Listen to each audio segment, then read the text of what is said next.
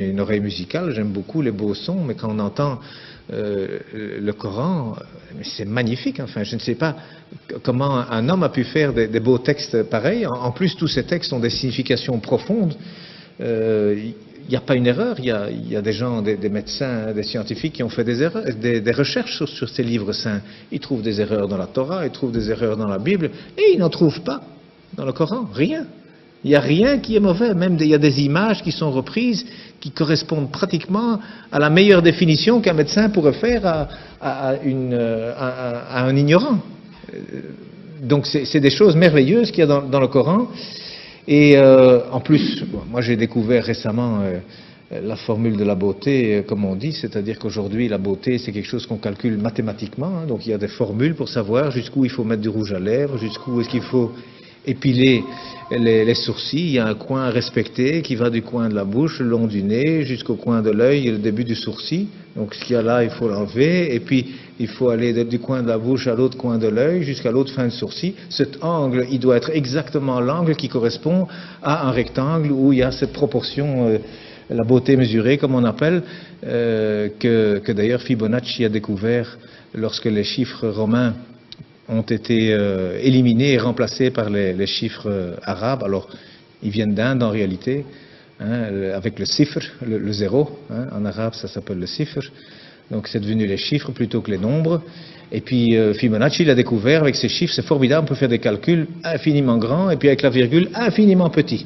Et il a découvert comme ça que la pyramide de Khéops, le Parthénon, enfin tous ces beaux bâtiments, même en Italie, il a découvert qu'il y a toujours la bonne proportion. Même les peintures, il a découvert que toujours c'est au même endroit que doivent se trouver le centre du tableau. C'est pas au centre, hein, non, c'est quelque part 1 sur 1 618. Donc il y a des proportions. Eh bien aujourd'hui on retrouve, la Mecque se retrouve sur la terre aujourd'hui. Hein, lorsque vous avez 1 et 1 618, eh bien cette ligne, elle passe à travers la Mecque, à travers la Kaaba au mètre près. Et la distance entre la Kaaba et le pôle Nord fait 1, et entre la Kaaba et le pôle Sud fait 1,618. Ça veut dire qu'Abraham, il a abandonné sa femme, enfin sa servante Hajar, avec son fils Ismaël. Elle a dit pourquoi ici? Dieu m'a dit ici. Donc il semble qu'aujourd'hui, c'est par rapport en tout cas, et c'est même lié au village de Greenwich, qui a servi à dessiner la carte de cette terre, hein, parce que le milieu c'est Greenwich. Eh bien, c'est considéré là comme le centre de beauté que tous les peintres utilisent aussi. D'ailleurs, depuis Leonardo da Vinci, il a dessiné des tas de choses. Vous savez, le corps, 1,618. Le nombril, il est à 1 mètre du sol. La taille idéale, c'est 1,618 m. Donc, il y a plein de choses. Les dents même, la dent du milieu, elle fait 1,618. À côté, elle fait 1. La bouche, elle fait 1,618. Le nez, il doit faire 1. Et il y a des chirurgiens esthétiques aujourd'hui qui utilisent ces mathématiques pour corriger les visages. Eh bien, il y a un verset qui contient la Mecque dans le Coran. Hein, eh bien, le verset, il fait 47 lettres, divisé par 1,618, ça fait 29.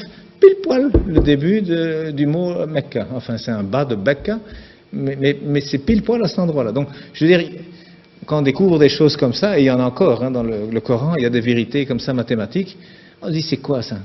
C'est pas un homme, il n'avait pas d'ordinateur, hein, le prophète, il n'en avait pas, c'est sûr, c'est certain, ça c'est vraiment une vérité, on n'a jamais rien retrouvé d'informatique à l'époque, c'est sûr.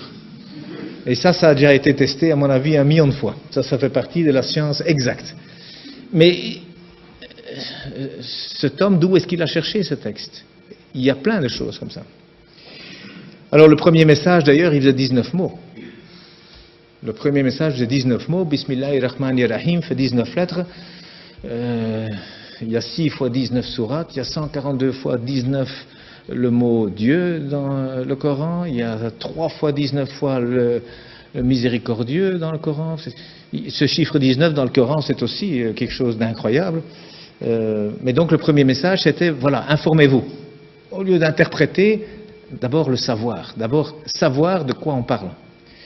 Et le dernier message du prophète, dont on dit qu'il est mauvais pour les femmes, eh bien, il a dit, soignez vos femmes, et pour la prière, ne l'abandonnez pas.